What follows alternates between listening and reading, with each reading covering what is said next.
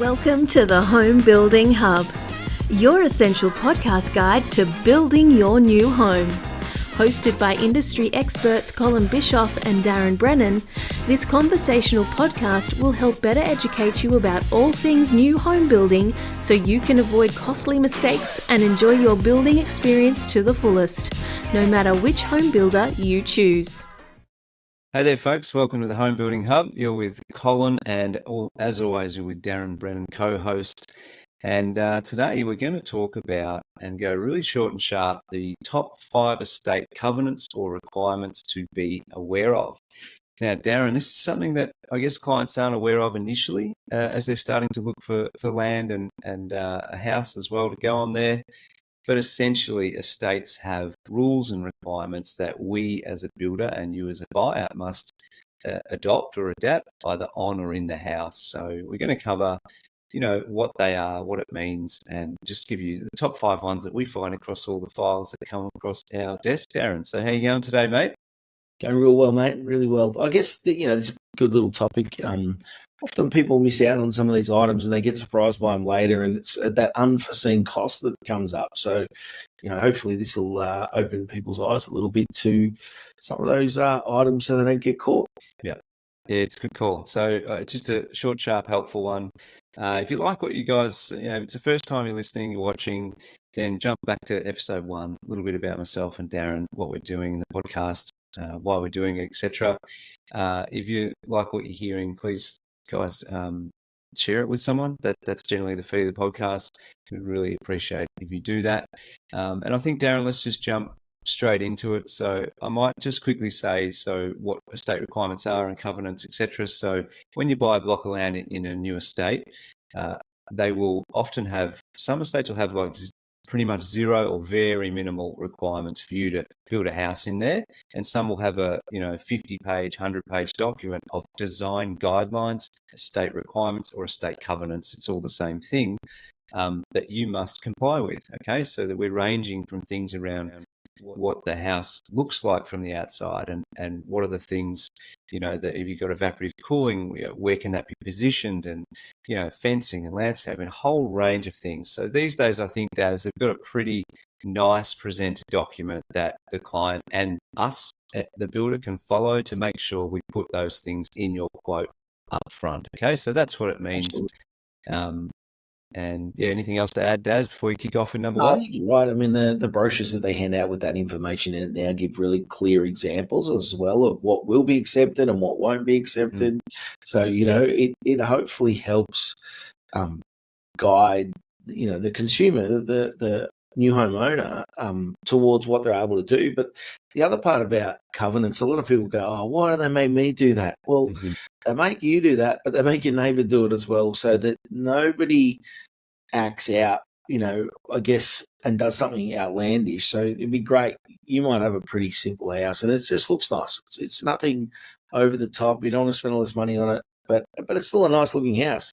And your neighbour next door decides to put in a pink shed, and whatever they want out the front. And you're like, they just devalued my home. And that's a big part of what it is. It's about maintaining a nice level of consistency throughout the estate to make sure that, it holds value to your property. So, I think they're a really good thing. I think they're well thought about. There's considerations made around environmental impact, stuff like that, livability, consideration of your neighbours, and just that street presence. So they're pretty cool. The estate covenants in terms of maintaining, that nice level of, community, I guess, is maybe a way to look at it. And they attract the more estate requirements, the less investors is the short version of that, So if you're buying an investment, you want to limit the dollars, you'll probably pick an estate with less requirements, less money for you to spend. But in the opposite end of that is people with, lots in estates that have a lot of requirements, and that's a good thing for you, for your home and for the street appeal around you, because I guess it discourages investors from coming in, and some estates restrict the percentage of how many investors can come in there, first stage, etc. as well. So these are upfront things that you have to, cover in your quote, but they are of benefit for you and the community around you. That's the whole point. Absolutely. Yep. And Number one. they're not limited to these 5 that we're going to throw at you either, because as you said, Cole, there's some estates that will have a 100-page document and they can be really detailed and in fact very challenging for the builder to build. But these are just 5 of the short, sharp and shiny ones that we come across all the time. So number 1 is recycled water connection. So a lot of the estates now are running Class A recycled water into the estate, and again, it's good for the environment. It's generally set up to use for your garden. There may be requirements there that you need to connect it to your toilet, so that anytime you flush the toilet using recycled water rather than clean drinking water. The other one that they sometimes put in there is that you connect it to your washing machine. So again, it's worth just checking through the covenants to make sure, what do I need to do? Is it just for my garden, in which case it's awesome, or is it for all these others? So that'd be number 1, mate. Yep, that's in, Des, most estates. Not all, but it's in most. It's almost a default in the quote these days, the recycled water. Yeah, The absolutely. next one for me is the finish to the facade. So essentially most estates, I would say all now, require multiple materials to the facade, meaning you can't just have one ugly red brick old school facade anymore. You can't have those security shutters put on there, things like that. So they're discouraging all the I guess not as appealing looks and dictating to you, okay, you must break it up a little bit, sometimes up to 3 materials. So it might be a bit of brick, a bit of render, and a bit of cladding or a timber look finish, etc. And most builders will actually have facades that already pre-tick those boxes. So builders have learned a lot over the years and updated their facades as required as the estates update their requirements as well. So that's one to look out for. One little side bar on that is corner lots also require a little bit further and a little bit more cost, because you have to address not just the front, you actually have to address the side. So in that case, some estates require you to have a section of the house on the corner that actually mirrors and looks the same as the front, and brings that articulation around the corner a bit, so it looks a little bit better.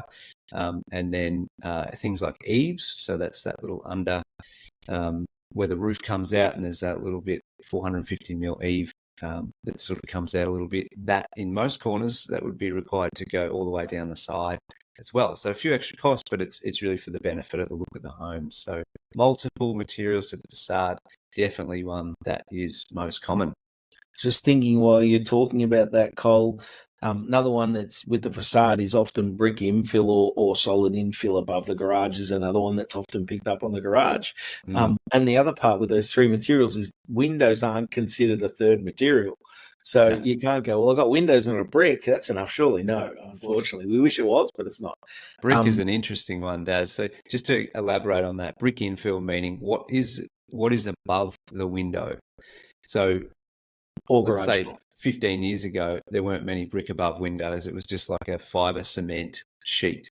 Now, some builders still do that. And truth be told, looks horrible, right? So whether it's in a standard inclusion as a brick above, or if it's not, then you really should be paying to have bricks above there. That would look much better for your home. But as a result, over the years, the estates have just started to introduce that into a lot of estates as a requirement, because it just doesn't look that great. If not brick. Well, correct. Number 3, roofing, Cole. Often they're specifying the need to have like a low profile roof tile. What they mean by that is basically a flat roof tile. So they don't want to see bumpy roof tiles, but they'll also specify particular colours. They may allow colour bond, for example, so metal roofing to be allowed, but again in specific colours. What you will see as more and more of the 7-star stuff comes through is the lighter colours are going to become more popular than the darker colours as well. So I think you will see a shift in roofing in that space. And again, the developers start to specify that, because they don't want to see, like a Collingwood looking street with white roof, black roof, white roof, black roof. They want to see, a level of consistency. The other one with your roofing is you've got to take into consideration often that if you have an evaporative cooling unit, that you need to make sure that that's a low profile and not seen from the street. Same with anything else that could be on your roof. So your TV antenna, again, they don't want to see massive TV antennas on sticks, that are 30 metres high sticking out the back of your roof. So they'll put consideration into that and say, no, that's banned, you can't do that. Do it this way instead. Yeah. So yeah, they do. So if you're standing at the front of your house and looking at it, they basically don't want all the things that, are around the house to be on the front, like solar panels and, like Darren said, evap cooling units. You don't want to see those from the street is basically the long and the short of it. The other one that with roofing, Darren, is roof pitch. So they will actually dictate the degree in which the roof needs to be pitched. Usually, I would say most of the time builders put in a 22-degree roof pitch as a standard inclusion, 22.5, and that generally covers you most of the time. So it's pretty rare, but can happen that the state requires 25 degrees, for example. So I think also, Cole, with that sort of item, if, for example, you've got a really nice looking facade and it meets a lot of the design requirements, but for example, you want a flat roof and it says in the design guideline you need to have a 22-degree roof, but the particular design comes with a flat roof or a 4-degree pitch, it'll often say encourage, words like that. So it won't be mandatory. It'll be a little bit arbitrary to what that really means. So encourage generally means you better do it, right? They're not going to sign it off unless you do. However, you can often, reach out to them and say, look, I'm looking to build this design at home. I want to spend a lot of money on my facade. I want to really tweak it up. Would you approve this facade within your estate? And they'll give you feedback. Yes, we'll let you if you do this. Or, for us, we do a lot of modern-looking facades, and eaves attached to those are really difficult. They might say you need to have eaves on the home, but we say, well, can't really have eaves on this thing. It's terrible. Like, well, what are our options? How do we get around that? Because the customer really wants this facade, and I'm sure in the estate you guys would love this facade because it's going to look amazing. So, roof pitch comes into that sort of play as well. So you can always ask the question of the developer, is this something you would allow? And they have the right to say yes or no. And if they say yes and sign it off, great, move forward, happy days. If they say no, they'll give you a reason why. No, it doesn't comply. We've not allowed it to anyone else. We can't allow it to you, etc. Yeah. And unfortunately, look to either comply or find something else that'll work for you. Yeah. Nice. Cool. Number 4. So fencing and landscaping, we sort of bundle those together. So essentially, just to explain, you can't choose the fence that you want. You must comply with the fencing that's consistent with the estate, unless the estate doesn't specify what fence is required, but that's pretty rare. So they'll tell you whether you just want standard timber paling, and then a couple other options are timber paling fence with exposed posts and capped fencing. So it's flat across the top, just looks a bit nicer. They're probably the most two timber-based ones, and then there's colour-bond fence as well. So they're generally the top ones that we come across every single day. They will dictate to you what fencing, and then again for corner lots, some estates require further upgrades to corner lots, like brushed fencing and all this sort of stuff.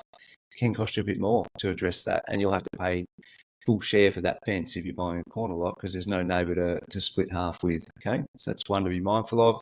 And then in line with that, landscaping as well. If you look through the design covenants or the requirements, the document that is the design guidelines, it'll tell you the specific plant species that they prefer you to put in, the front garden, etc. And that's something that I think surprises people, Darren. I won't go too much detail into that, but there is a list there of acceptable, plants and trees and species and types. And yeah, it's just one of those things to be mindful of. Okay, so if you have big grand plans of doing something out of the box, you might want to read your design guidelines just to be sure. And often the developers will want the builder to provide a landscape plan even, so the builder will ask you to sketch up how you're going to make your garden look, and they'll submit that. So there is a level of obligation on you to then deliver upon that. So yes, it's usually done by most cases after handover. I know with you guys, Cole, you do the landscaping for the customer. But again, if you're doing it after handover, there'll still be obligation on you to still deliver on that. So, Yeah. And then the driveway was the other one, just we've got noted there as part of, I guess, the build for most builders, but as part of a landscape pack, I suppose. The type of driveway, the type of concrete, whether it's exposed aggregate, coloured concrete, colour through concrete, they will tell you what they're looking for, so it's consistent through the estate. Basically, you won't be able to do a plain concrete driveway, and also you won't be able to concrete the whole front. Like there will be a percentage allowed. can't paint it green. Hey? Said you can't paint it green. No, you gotta have some space for some garden bed and things like that. You can't just have a nice concrete front and park another car on there. They will not look at that in a favourable manner. Come on, So, mate. I grew up in Bulleen. They had plenty of those. What's wrong with that? yep, that's right. Number 5. Number 5, we've just got a list of random items, and these are just some of those ones that pop up in there, and you go, "Oh, really? They're not going to let me do that." So one would be you can't park your caravan or boat in a viewable location from the street. So you can't have it in the front yard, in the driveway. It's got to be able to be hidden from view, I guess. So that does, in some estates, make it difficult if you've got a caravan to even live there, because how do you hide a caravan unless it's one of these low sort of running ones? Some estates, and Cole, you're a bit surprised with this one, don't allow cats, for example. So, again, you want to be mindful of that because people will pull you up on that. Often that may even be dictated by the council because of certain locations. You might be near a nature reserve that's got lots of birds. So it makes sense not to have cats there that are going to go, chase these birds. However, you need to be aware of that. Bins can't be seen from the street to be another one. You must keep your lawns mowed. I know I lived in a state called Sanctuary Lakes for a long time, and they used to get us all the time. If you're working a lot and you haven't had a chance to mow your lawn, next thing you get a letter from them saying mow the lawn or we're going to fine you. So there's a number of those sort of items that you need to be mindful of to comply with, and that's your obligation when you sign that land contract. You're assuming the risk of those items. So yeah, agreeing to them ongoing. Absolutely. So same Absolutely. as we lived in a state where had a community centre with a pool and a gym and stuff. And if you put the bins out, just rest on the side of the garage at the front, you get no dice. That's not allowed. If lawn was overgrown or weeds or whatever, they'd ping you as well. So I think they'd fine you or restrict your access to the community centre is what they do. So that encourages. Hey, they'd outcast you. They would, yeah. Then that's. I found it interesting as an experience, but it did lift the appeal of the estate as a result. That's the key item, isn't it? Is that these are often designed, as we said right at the start, to make the place look better and uphold the values of the properties in that area and make people go, hey, I'd like to live there. There's nothing worse than having, a car that's in parts that's been there for 4 years in the neighbour's front yard that looks like a junk heap. Nobody wants to live next to that. No. So, these things are in place to try and discourage that sort of, living. So, yeah. You had a bonus one, Cole. What's your bonus one, mate? Yeah, I did. We come across this a bit, and I know it's a requirement interstate, a fair bit as well. So there's different names for it, but basically acoustic requirements, design or development overlays, and things like that are impacted by noise that your block is close to. So it might be a highway or train line, for example. If you're buying a block close to one of those things, there's very likely going to be additional requirements that need to be put onto your house as far as glazing. Could be soundproof insulation, could be extra one we had yesterday. I don't know the exact term, but extra metal actually had to be installed above the bedrooms and things like that, just to eliminate or heavily reduce the sound coming through from train line or the highway, whatever. So it's for your benefit, but it could be a substantial cost. It could be 6K, it could be 12K, depending on how close it is. It could be a substantial cost that you don't yet realise. But that's one, Daz, as a bonus one for everyone if you're close to one of those acoustic requirements. Yeah, the airport one's one that gets people on that as well, Cole. You might be in a flight path and they require more of the same sort of insulation, etc. I think the other tricky one on that one, and I did come across it a few years ago, where a builder I was working for said, "Hey, we don't think we can build to this," and I went and we got the individual report done. We spoke with the acoustic engineer and came up with a solution. So sometimes it can be really challenging, but go and ask more questions, because the acoustic engineers are there to try and, they don't want to stop people building a home. They want to try and find a way that people can. So it was terrific. The acoustic engineer was amazing. And we went from, sorry, we can't build this home, to actually we can, and it's going to be probably less expensive than you're expecting. So, those requirements can be costly. Just ask those questions, and there might be some simple ways around that. So. Yeah, it's about achieving a certain decibel level, is my understanding, realistically. So, yeah. So there you go, guys. There's the top 5 plus a bonus one for you. Hope you have a better understanding now of what to look out for in guidelines, state covenants, requirements, whatever you want to call them. Good to know, hopefully. I think that's some good, quick value, Darren. Absolutely. Anything else to add, mate? Get hold of the brochure, get hold of the contract, read through it. They're not that hard to understand. At least when you walk in and talk to a builder, you'll have an understanding. If you're talking to a land estate, say, please, what are the things that I need to do, right? And do you have a copy of the brochure so that you're not blindsided by anything that they might have missed out on? And again, different builders' requirements, different builders' plans have different things included. So it could be that you talk to one builder and their facade completely complies, and you talk to another builder and it doesn't apply at all. So you've got cost with the second builder and no cost with the first. So just understanding what those things look like, keeps you well educated. So. Very nice. Good well, on you, everyone, thanks again for watching or listening. If you enjoyed it, please jump on, leave us a 5-star review on whatever platform you're on. Any questions, topic ideas, jump to homebuildinghub.com.au. Leave us a comment there and we can come back to you. And as we said, please share it with someone who might find this valuable, this podcast. And other than that, I think, Darren, we might leave it there and see you guys on the next one. Good on you guys. Cheers. See ya. Thanks for listening to the podcast, guys. And just our disclaimer, whilst we're all about providing value to you, this podcast should not be considered as legal or financial advice. It contains general information only, and you should seek out independent professional advice on your personal situation before making any legal or financial decisions. 1, 2